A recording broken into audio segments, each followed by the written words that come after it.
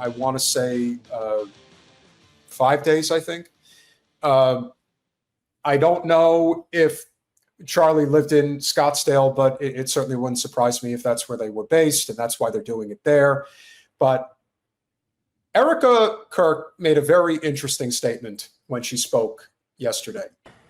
The evildoers responsible for my husband's assassination have no idea what they have done.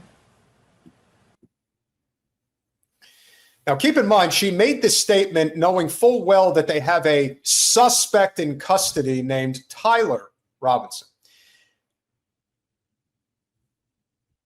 You would think that a person like that, first of all, it's like I said, it's very gratuitous. But who is these evildoers? Again, this statement was made after the fact. So why is that? Why would she say the evildoers? Does she know something that we don't know? There is going to be great debate. Do not get lost in the shuffle. They're going to say that it was the Groypers, and that's where Bella Ciao comes from. They're going to say that he was a leftist, that he had the rainbow flag, and that he had a transgender significant other. The worst part about our political discourse today is that everything is centered around one-upmanship on one side versus the other side. It isn't about how we ended up here. As Jenna said, as I will say, if you are already, again, they are referring to this guy as the killer.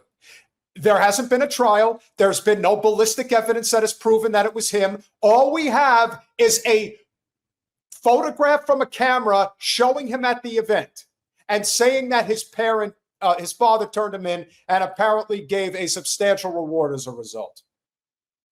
They want to sweep this under the rug as fast as humanly possible. But I ask you, ladies and gentlemen, I ask you all, you tell me, how is it conceivable that the great state of Israel had 2 murals up within hours of him? His body wasn't even cold yet, and you had murals up for him?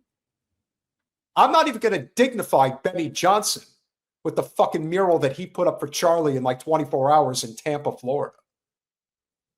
The grifting shit that people will do in order to make a few bucks.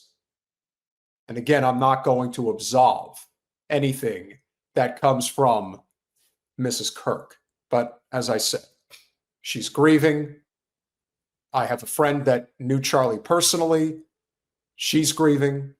Again, we all have different ways to approach this. I have always been adamant about my disagreements with Charlie. I didn't like him. I saw him as a grifter, a great grifter, mind you. He was great at what he did. Extremely successful. Really tremendous, incredible. But there is something really sinister about what's going on here. It's not adding up. So let's hear what else Erika has to say. They killed Charlie because he preached a message of patriotism, faith, and of God's merciful love.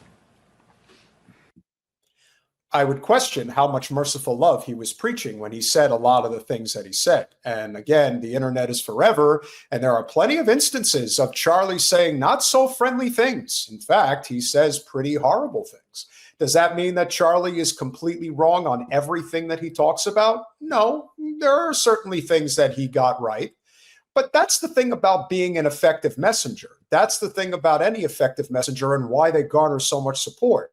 You see it with Nick Fuentes. You see it with Candace Owens. You see it with Tucker Carlson. You see it with a lot of people. There's a reason why they last as long as they do and why they're as effective as they are.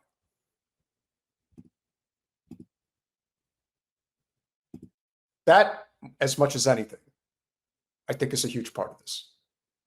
So keep that in mind. They should all know this. If you thought that my husband's mission was powerful before, you have no idea. You have no idea what you just have unleashed across this entire country and this world. You have no idea. I have an idea of what you and your cohorts have been doing over the last 48 hours. You've been doxing the shit out of working class people that said that they were happy that Charlie was killed or no tears shed because Charlie was killed. Again, I'm not here to celebrate his assassination. But if somebody wants to celebrate his assassination, that is their constitutional right to do it. And for the side of the political aisle that constantly wants to badger left populists or just left politicos in general, you always say that the Karen Hall monitors were the shit libs of the United States. And I'm not going to say that they're not. They certainly are. But you think you're any better? You think you're any better when you call out people that barely are able to rub 2 cents together? That's who you're attacking? In fact, one of the people that has been making it her mission in life, her name is eluding me right now, but you're talking about somebody who has been posting incessantly on X, talking about how I dox this person, I dox that person, this person's in trouble, that person's in trouble. Again, the people that they're going after are everyday people. These are people that are teachers. I saw people that are going after firefighters. They're going after construction workers. They're going after minimum wage workers in places like Starbucks and McDonald's.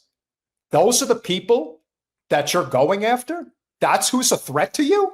That's who's a threat to anybody? We have to make an example of desperate people. You are going to turn this boomerang around on your ass so fast, you're going to make the whole country hate you, and rightfully so. You don't like what somebody has to say about Charlie Kirk? Look away. Either you support freedom of speech or you don't. Now, I'm not saying Mrs. Kirk is telling people to go out there and make an example of anyone who speaks disparagingly of her late husband. I don't believe that that's her message. But do I think that there are people in high places that are shelling out a lot of money for those to go after anyone who questions Charlie Kirk? Yes. Anna Paulina Luna is already talking about a statue, I believe, in the rotunda of the Capitol of Charlie Kirk. Are you fucking kidding me? The cringe is real, and the insanity is even worse.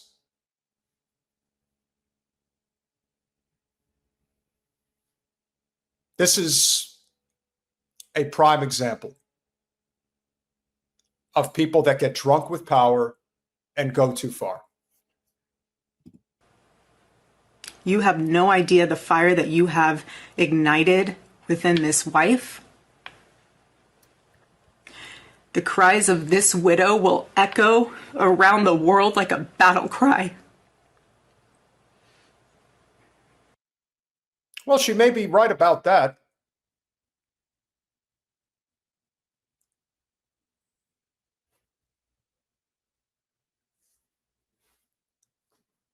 She's in pain. So are her 2 kids. But make no mistake, Charlie said some pretty hateful things. And people always use their religion to defend their inhumanity. And that is a big problem. There is no defense of that, guys. So we have to always speak truth to power. And I would also say that for anybody that is in independent media,